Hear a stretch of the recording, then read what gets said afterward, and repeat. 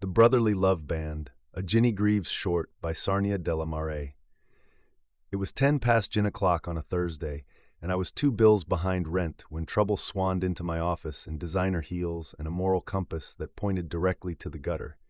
She had diamonds on her ears, guilt in her eyes, and the kind of pout that suggested she kissed too much or too often, or probably both. "You're Ginny Greaves," she said, like she wasn't impressed, but was willing to pretend if I solved the case. "That's what the door says, unless someone's replaced the lettering with 'Ask me about my childhood trauma.'" I leaned back in my chair and gestured to the seat opposite. "What's missing, sweetheart? Husband? Poodle? Self-respect?" I watched her hips as they tried to hypnotize me, but I wasn't falling for this broad. Those hips were a warning. She sat, crossed her legs like a lethal weapon, lowered her voice to a scandalous whisper. "My ring, my wedding ring, a 5-carat vintage Asher cut with a platinum band and a tendency to reflect poor decisions. And I'm guessing this poor decision had biceps and the finest member in Brooklyn when viewed through a Scotch glass." She winced, a surname matching my own. I looked confused, she noticed. She looked at my hobnails and looked confused again. "Alistair, my husband's brother." It was a moment of weakness, a spiritual lapse, a massage with benefits. I should never drink at lunchtime. "Spare me the gospel according to Chardonnay," I said, stubbing out a cigarette I hadn't lit.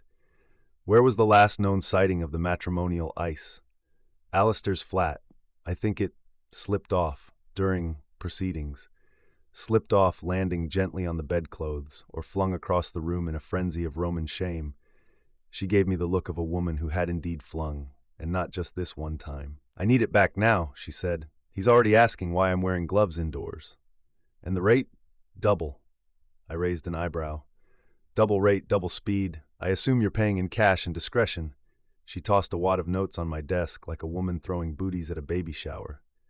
"Find the ring. Before Henry finds Alistair, I beg you."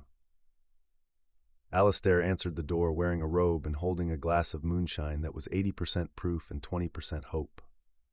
He lived in a flat that screamed divorced and delusional. Black leather couch, mood lighting, mirrored ceiling, and a jacuzzi. "Well, if it isn't the famous Miss Greaves," he said, smiling like a man with far too many secrets and not enough throw pillows. "Cut the charm, lover boy. I'm here on behalf of your sister-in-law." "Which one?" "The one you defiled during Tuesday brunch." He gestured me in.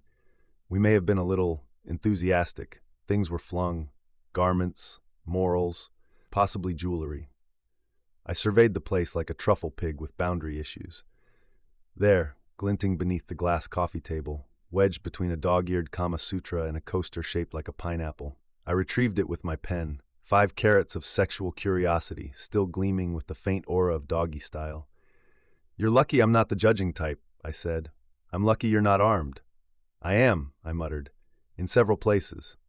I met the client at the usual place, the alley behind a vegan cafe where good food goes to die. She clutched the ring like it was a baby, and she'd just remembered the custody hearing. "Oh, thank God," she said. "You've saved me, my marriage, possibly my villa in Tuscany." I took the rest of my fee, lit a fresh cigarette, and watched her teeter off into the mist like a Chanel-scented war criminal. Back in my office, I poured myself something brown and unforgiving and added another file to the cabinet marked infidelity and idiots. Some days you chase down murderers. Other days you fish wedding rings out from under furniture that still smells of elderflower lubricant and inherited trauma. But a win's a win. And Ginny Greaves, private eye, always gets her woman.